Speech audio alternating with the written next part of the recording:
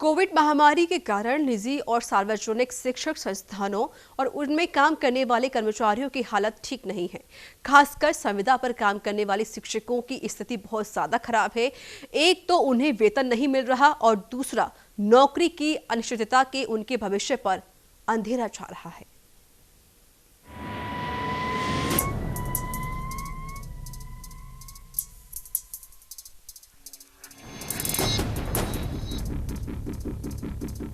सरकारी स्कूलों में शिक्षा के साथ व्यावसायिक शिक्षा को जोड़कर विद्यार्थियों को रोजगार के लिए भी शिक्षा दी जा रही है।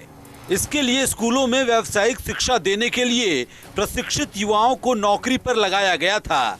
ये लोग पिछले 5 साल से अपनी सेवाएं दे रहे हैं, लेकिन कोरोना की महामारी में 30 अप्रैल के बाद इनकी सेवाओं को खत्म कर दिया गया। इन युवाओं का 6 से 22 महीने का वेतन बकाया चल रहा है।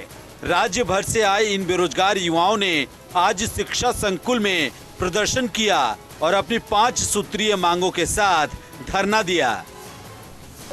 हम सब व्यावसायिक प्रशिक्षक 905 विद्यालय में 1810 टोटल पूरे राजस्थान में कार्यरत हैं और हमारी अलग अलग प्लेसमेंट एजेंसियों से नियुक्ति हुई है। हमारी 6 से 22 माह का वेतन बकाया चल रहा है। साथ ही हमारे को अप्रैल माह में सबकी सेवाएं समाप्त कर दी, जिसकी वजह से हमारे को बेरोजगारी के दौर से गुजरना पड़ रहा है। कोविड-19 में केंद्र सरकार की गाइडलाइन के हिसाब से हमारे को कोविड का भी हमारे को भुगतान मिलना चाहिए, लेकिन अब हमारे को नौकरी भी हमारे को बेदखल कर दिया। साथ ही हमारे को जो बकाया वेतन है वो भी देने के लिए आनाकानी कर रहे हैं। इन युवाओं का कहना है कि सरकारी अधिकारियों की मनमानी और सरकार की बेरुखी के कारण यह प्रोजेक्ट बंद कर दिया गया है। उन्होंने कई बार सरकार से इस मामले पर चर्चा की, लेकिन आज तक कोई सकारात्मक जवाब नहीं आया। ये माननीय शिक्षा मंत्री जी ने मई 2020 को ट्वीट करके कहा था व्यावसायिक शिक्षकों की मैं पीड़ा से वाकिफ हूँ, जल्द से जल्द राहत प्रदान करेंगे, परंतु आज दिनांक तक व्यावसायिक शिक्षकों के पास राहत नहीं पहुँची है। अन्य राज्यों में ये प्रोजेक्ट अनवरत बदस्तूर जारी है, परंतु इस राज्य में सरकार की नीतियों के कारण इसको बार बार मतलब ये कि रोका जाता है। आगे यही है, विरोध प्रदर्शन किया जाएगा।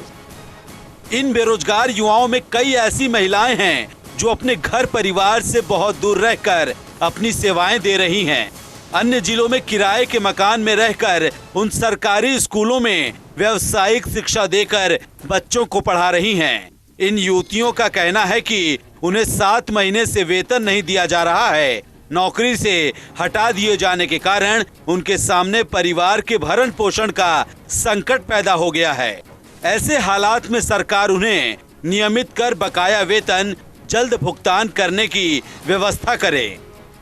600 किलोमीटर, कोई 500 किलोमीटर, मतलब हमारे प्रॉपर होम टाउन में भी स्कूल नहीं है। हम किराए के मकानों पे रहते हैं, वहाँ मकान मालिक को भी किराया देना पड़ता है। हमारे जो हमको सैलरी मिलती नहीं है, हम जॉब में किस लिए आए, सैलरी के लिए। अगर हमको सैलरी भी नहीं मिलेगी और जॉब भी, अब 7 महीने से अब जॉब भी नहीं है हमारे पास, तो हमको सैलरी और जॉब दोनों ही चाहिए। फर्स्ट जॉब चाहिए, हमको ज्वाइनिंग चाहिए। कोरोना महामारी का असर तो धीरे धीरे कम होने लगा। हालांकि ऐसा नहीं है कि खतरा किसी भी तरह से कम हुआ है, लेकिन इस महामारी के बीच सरकारी प्रोजेक्ट के तहत अपनी सेवाएं दे रहे युवा बेबस नजर आ रहे हैं। उनके सामने रोजी रोटी का संकट आ खड़ा हुआ है और जब सरकारी प्रोजेक्ट बंद कर दिए जाते हैं और उनमें काम करने वाले युवाओं को वहां से हटा दिया जाता है, तो न सिर्फ आर्थिक साथ ही मानसिक रूप से भी ये आहत करने वाला होता है। व्यक्तिगत, पारिवारिक और सामाजिक दिक्कतों के बीच बेरोजगार युवक की मनोस्थिति पर जो असर पड़ता है वह भी चिंताजनक होता है। जयपुर से न्यूज़ इंडिया के लिए रमेश पुरोहित की रिपोर्ट।